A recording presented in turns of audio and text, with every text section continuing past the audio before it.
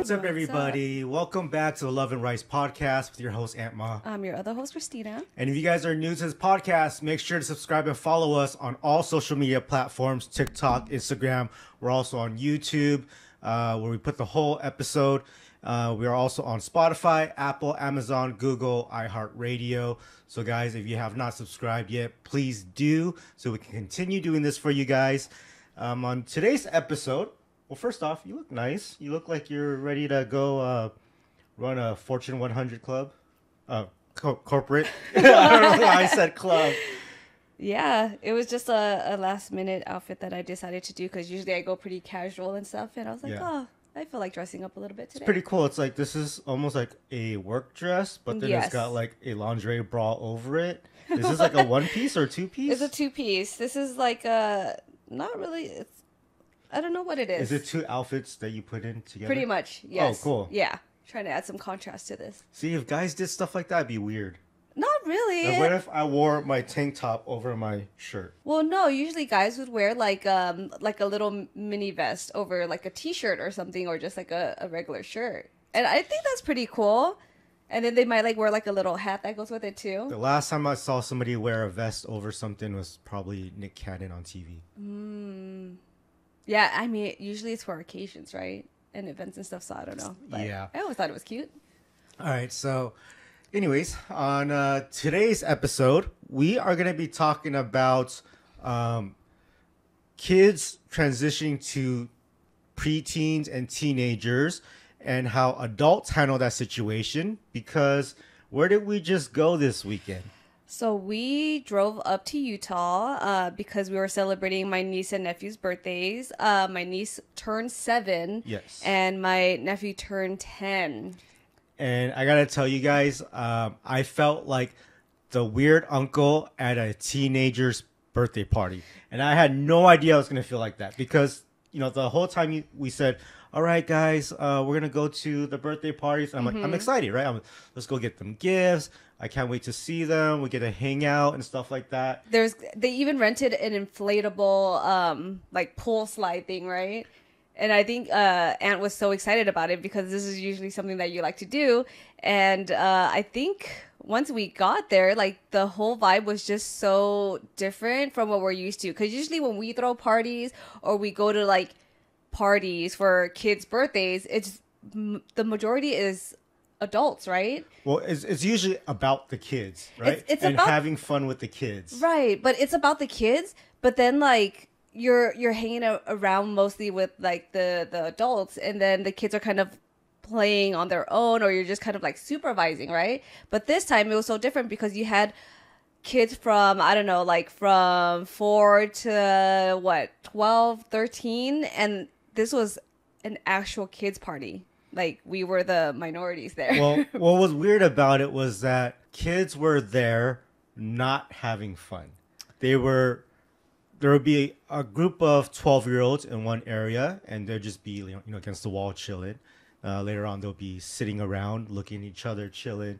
Right? Then you got another group of kids who are like 10, and another group of kids who are 7. And everyone's just kind of like in their little cliques. Yeah. And acting kind of too cool to have fun. And I was, you know, so I didn't realize that at the beginning. I was just like, oh, cool. Like, got a slide going and the guys are just chilling. So I sat down with the 12-year-olds, which is your oldest nephew, right? Yep. The birthday boy's brother. And, you know, one of his friends is like baggy jeans, fresh new shirt, you know, and I'm just like, you guys going in the slide? You know? And then they're just like, they're just like this, you know, I'm like, what are you guys doing out here? It's so hot. Why don't you guys just go on the slide? And then I noticed, like, right there, I was like, oh, no, I should just stop talking because my nephew is looking at me. He didn't look at me weird or anything, but I could feel from the responses, like, I'm the uncle that's talking too much to kids. You know, and it's just me, like, being the normal dad that's like, hey, guys, let's go have fun, right? Yeah, you're very enthusiastic about getting, like, all of the kids involved. Yeah, I mean, because they're just sitting there and it seemed kind of boring, right? And so it's funny because when I realized, oh no, I'm turning into the weird uncle, I didn't know how to act anymore. I was like, should I just step away or what should I do? You know? So it was kind of awkward. Yeah, I don't know. It's like I feel like just thinking back about my childhood when that would happen, there were the cool aunts and the cool uncles. Yeah. And then there were the ones that were kind of awkward, but I think the ones that were awkward, like they kind of just stayed away. Yeah. But then the ones that were cool, I feel like I wasn't as embarrassed with them, but at the same time I think they would just like have like little remarks here and there, and then they would be off like with my parents. Yeah. And stuff like that. So the cool adults would just come in and say one thing and then leave. Yeah. So I remember that because your brother, right, who's like in his 40s, and you know he's the dad of the birthday boy and girl, and he's like, hey, he came up to me, hey, do you want to go on the slide? And this is before I even went to the backyard and saw all the kids. I was like, yeah, I'm down. You know? So I didn't bring my swim trunks, and he went to go grab one for me, and then I brought it outside with me, and then I saw the kids, and I was like, nope, not happening. You know, I'm just gonna embarrass all the kids there, even though I'm having fun. So I didn't want to do that to them. Yeah, I don't even know if my brother went down the slide, like when the friends were there. When all the friends were there, no adults were on the slide. Okay. But before the party started, I think the whole family was there. Yeah. They were going down the slide and stuff. And so, you know, it's funny because this age of these preteens where they're trying to be cool with their friends, they're still little boys. And the little boys still need guidance, no matter how they're acting. So even though I sense the cool kids club thing going on, and before I left, I said, why don't you guys just go on the slide and have some fun? It's really hot. You know, I was like, go change right now. You know, like, did you bring your stuff? And, you know, immediately the cool kid with the baggy jeans went to go change into his swim trunks. Oh, you know? Yeah. And then when he was done, they all kind of walked over together and then started playing in the slide. Yeah, because I think at that age, it's kind of like you're in your preteens. You're going to be a teenager next year, right? So you're just like trying to be cool and chill. And then you always get nervous and you're always in your head about like, all right, so what should we do next? And even if they're like, oh, I want to go on the slide, who's going to be the first one to bring it up? Right. And I think that's what it is. They're so nervous about what people think about them, right? Like, is having too much fun as a big kid on a little kid thing, is that, you know, not cool? So I guess it was a good thing that I kind of pushed them to the slide. Yeah, because I guess it's always like you're worried about what your friends are gonna say. So if you're the first one that's like, hey, let's go on the slide, they might be like, wow, okay, loser, or something, you know, like kids can be so cruel at that age. But I think coming into this party, I just kind of realized that like within all of these different age groups, that they weren't necessarily not having fun, but it was more so of the fact that like they have their own definition of what fun is. Yeah. And because there's so many different friends out there, they kind of, they had their cliques and they would go off like between certain friends and stuff like that. Yeah. And it's just like crazy to see the transition because usually we're used to like all the kids playing around together and being in one area. But this time we're just like, oh, like how do we keep up with all of this? And like we're trying to make our rounds and talk to all the kids and everyone's just like, right? Like even my niece, she's 7 years old, but she was like doing big girl things and she was hanging out with like the older kids and stuff and it was so different. The 7-year-old girl was also trying to be really cool and she's like, nah, I'm not going on the slide, and then continues playing with their friends or something in their little secretive group, and I'm like, dang, what is going on? Yeah, like they're using a phone and they're like doing little videos with filters and like creating videos and all of these things and taking pictures. It's literally like watching, you know, these high school movies on TV. That's kind of what I saw, and I was just like, wow, this is so weird that it's happening right now. Yes. I felt so out of place, but I think it's a good thing that I'm not one of those nerdy guys, because if I was the nerdy uncle with like, you know, it was very scrawny, I'd be like, and I tell them these things, maybe those friends would look at me and be like, nah, that's not cool, right? But I'm coming in with like slick back hair, the tattoos, and then they're all looking at me like, oh, maybe, you know? yeah. They're like, oh, this guy says it's fun. Street cred. You know what I mean? Like, okay, well, if he says it's fun, it's got to be fun for us. Yeah, but then you try to think about it, right? It's like, is that still? It gives you some brownie points, but is it still awkward? It's still awkward. Yeah, and then how do you know like how to? I mean, you can't read your kids' minds. You might be assuming that, they're embarrassed, but at the same time they might be like, okay, this is kind of cool. But then I think once you talk too much, then it kind of gets embarrassing, right? Yeah, you just got to keep it very short.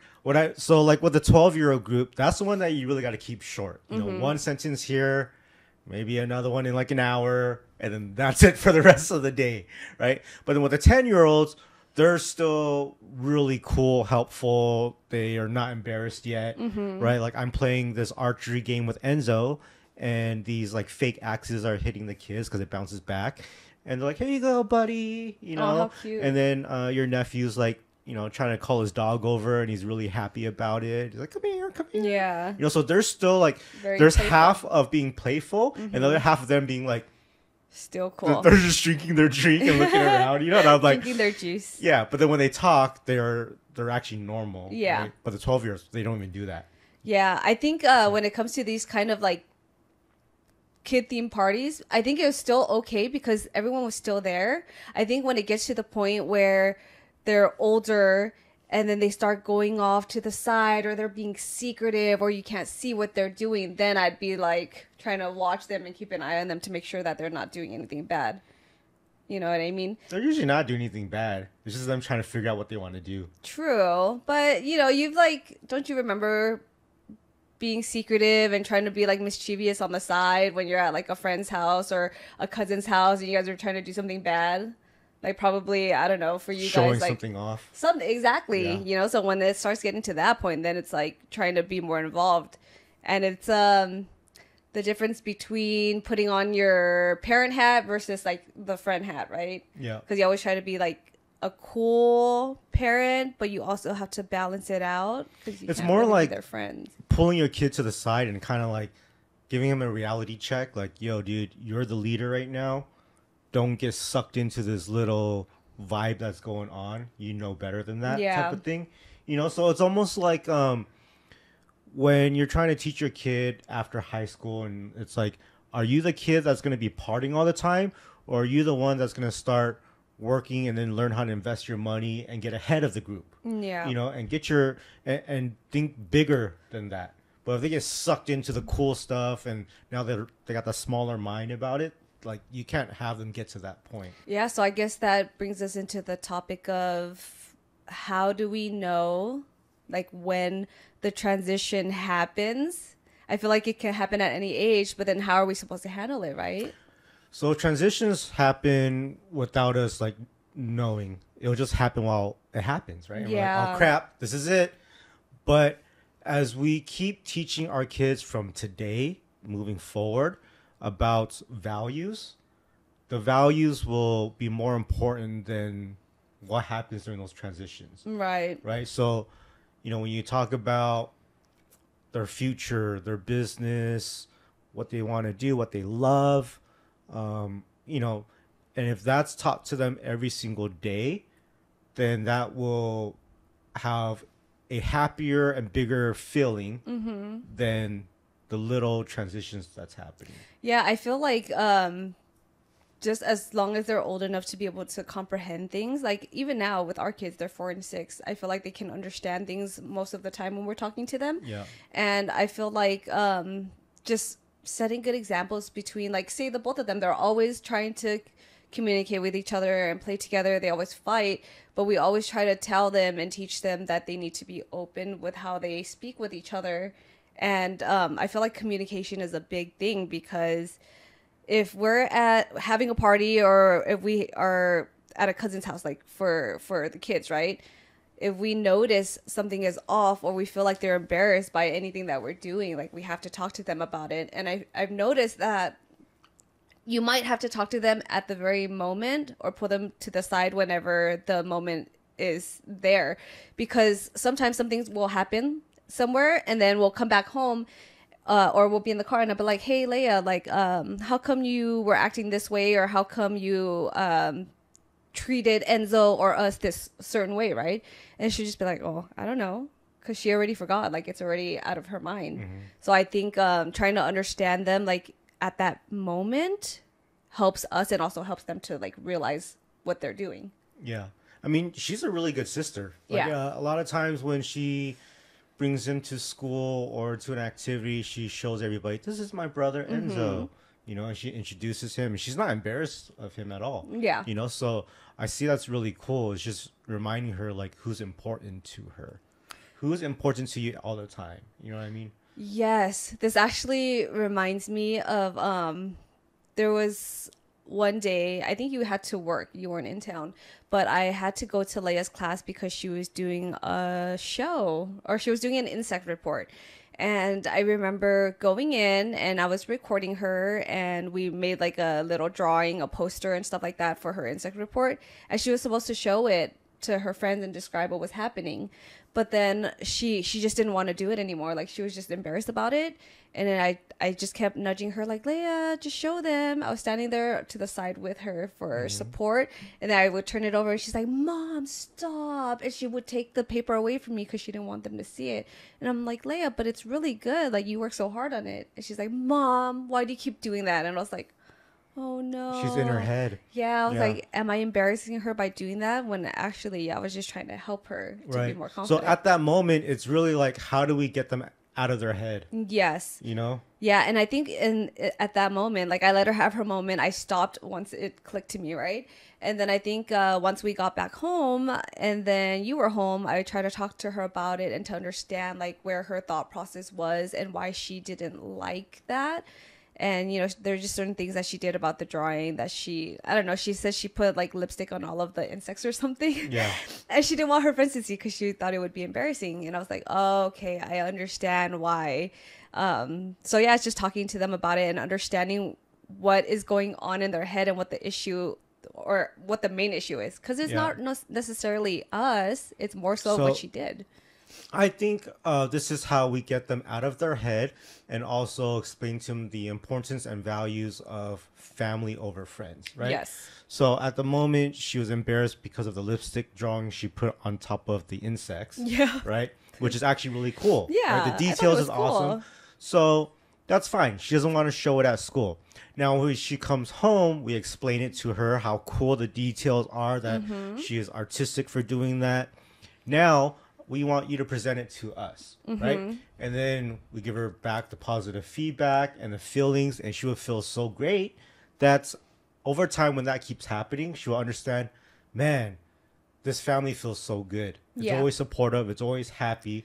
So at the times when there are going to be embarrassing moments as a preteen and teenager, if there's consistency in these things at home, then she might get out of her head a lot faster when we're out in public. Yep. Right? And be like, oh yeah, mom and dad is awesome, and it's fine. Yeah. I think we just have to be able to get them to understand where we're coming from and to let them know that they should be comfortable in their own skin and with things that they do. And I guess it's more of being more mindful as well with what they're doing, because with her, she knew that she was going to have this poster like being displayed, right? And then I think at the very last minute, maybe she got so into the drawing and that she was doing it, and then she's like, oh, actually, maybe I shouldn't have done it. But in the end, I think her teacher was talking to her as well and probably praising her for the drawing and kind of giving her positive reinforcement, where she ended up putting it up. Like they posted it somewhere. Yeah. And she was okay with it after. Yeah. So I think it's just being able to talk to them and get them to understand things, and that some things are just not as big of a deal. Like, you might think, oh, I put lipstick on these insects, whatever. I notice it, but maybe your friends won't even notice. They're just big lips or something. Yeah. Yeah. It's more of teaching them to be proud of that. So it's like, why did you put the lipstick on the insects, and just be proud of that part. So it's really teaching them. I noticed that at your nephew's birthday party, your nephew and nieces, you weren't even around. Yes. Why? How did you understand it so quickly to not be around the kids? I think because it can also be awkward for me, right? Because it's like trying to make sure that I'm saying the right things. Like, I think when we got there, I would just check in and see how everyone's doing. Every once in a while, I'll make little comments here and there. Yeah. And then, I don't know, I just always try to read the room. I mean, like, so I see all the adults in the house, all the kids in the backyard, right? Yeah. And then to me, when I'm seeing this, I'm like, oh, no one's spending time with the kids. How sad, right? But then it's actually because they're trying to stay away from them. Because they want to be with their friends. Right. It's just weird that and I'm looking at the opposite with love, right? Yeah. So it's just I don't know. It's so hard. Well, I guess I see it too, but at the same time, it's like I don't want to be too, I don't know, nurturing. Not nurturing. That's not the right word. I don't want to be too. I don't know what it is, but I just don't want to seem like that needy parent or the one that's trying to take care of the kids too much and keep checking in on them and, you know, trying to be too pushy or whatever it is, if that makes sense. Yeah. So if I see that they're doing something, I'll just check in once in a while, make sure everyone's okay, make sure, like, they're painting in the room and I'm like just making sure they're not making a big mess and things like that, or that they're not fighting. But other than that, I think that's what I've gotten used to growing up as well, because whenever we would hang out at a relative's house, like, the kids would be with the kids and the grown-ups are with the grown-ups. You know what I mean? Because you don't, there's like I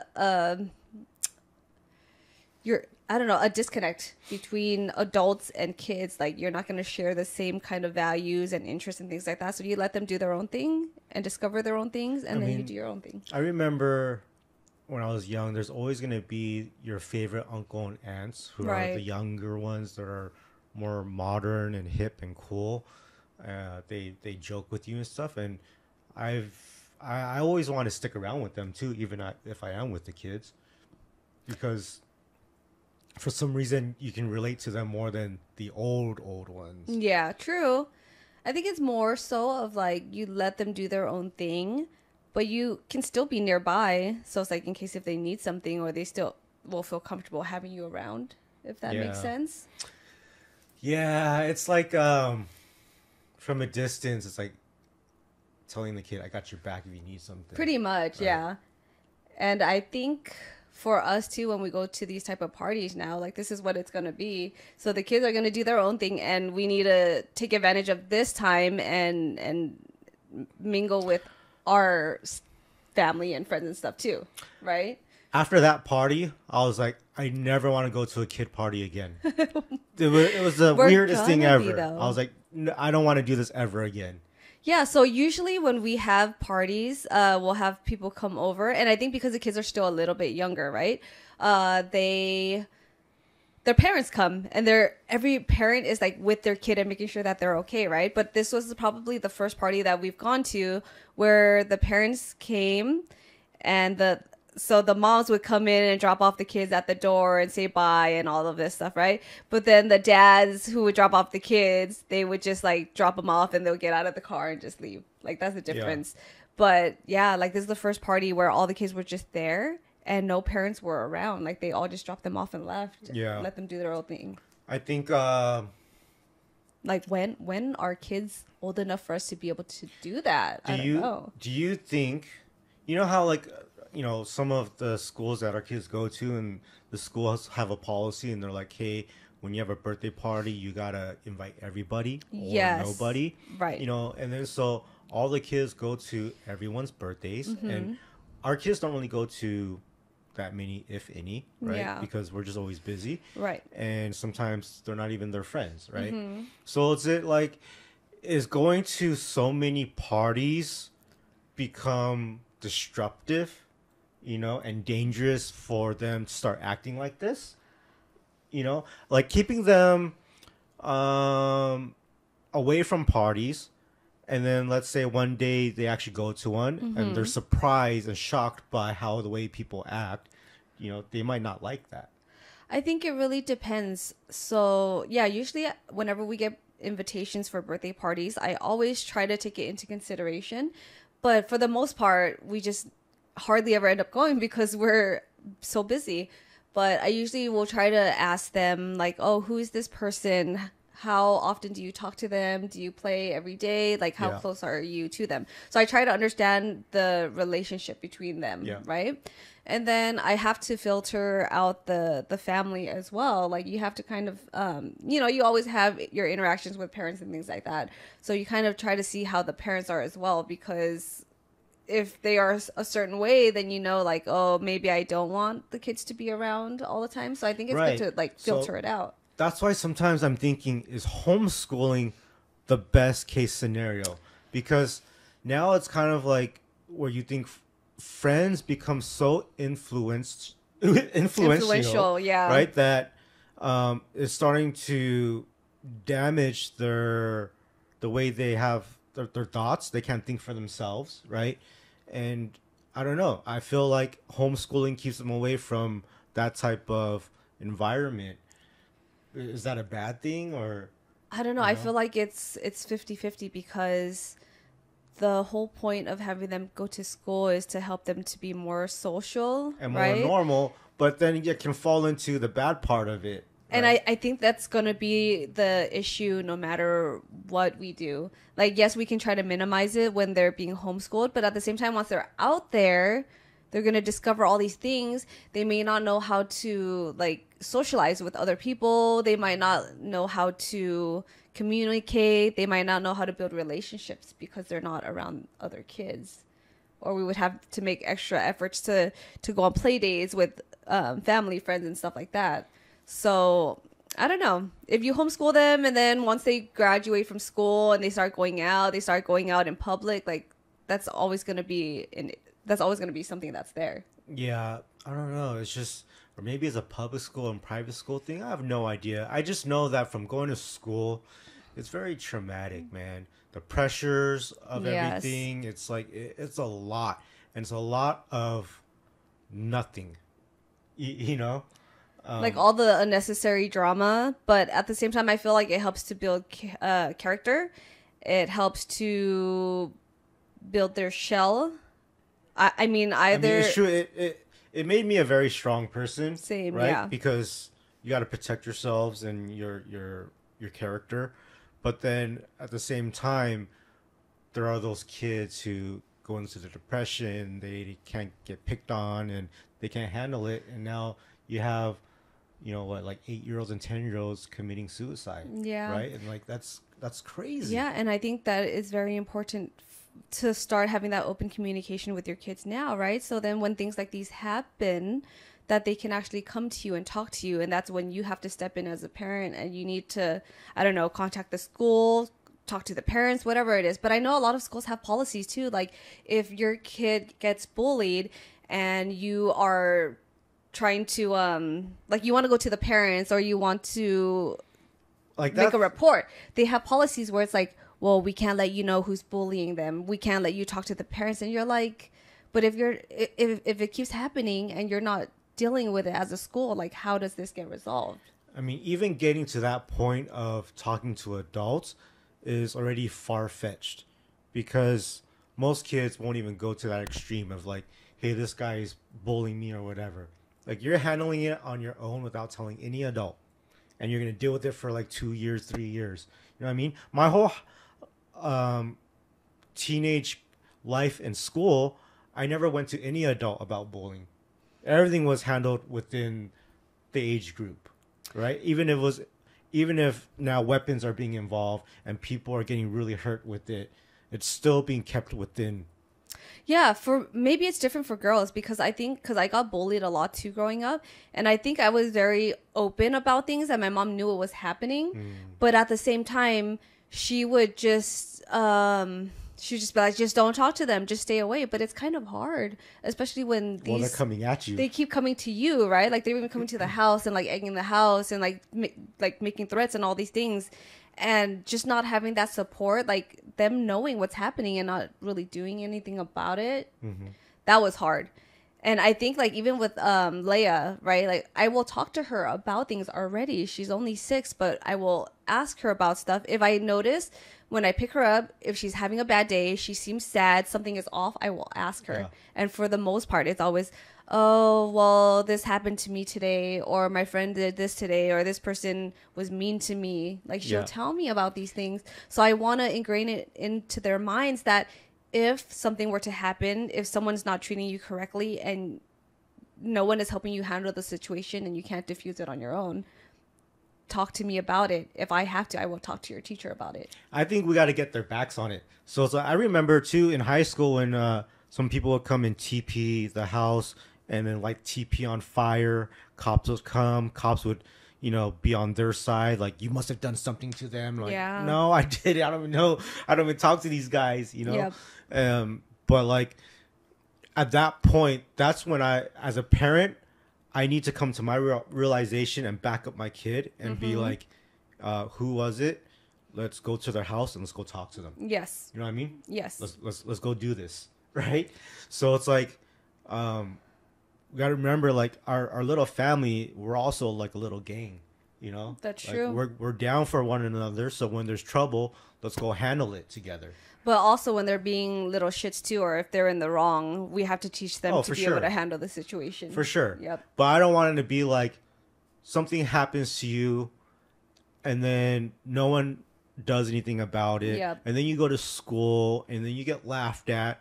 And, you know, I don't care if you think it's embarrassing to have your parents protect you, but that's why when you raise them in the very beginning about how important family values are and how cool your parents are, that when it comes down to back them up, they're like, yo, dad, let's go take care of this. Yeah. You know what I mean? Yep.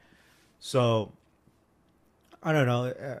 And then maybe when they go to school, they're like, oh, you told your dad, da, da, da. Now they're going to get bullied more. Yeah. But I don't know. It's like, this is why our kids are in jiu-jitsu right now. Yeah. Right? And I think it will depend on the situation every single time, because not every situation is going to be the same.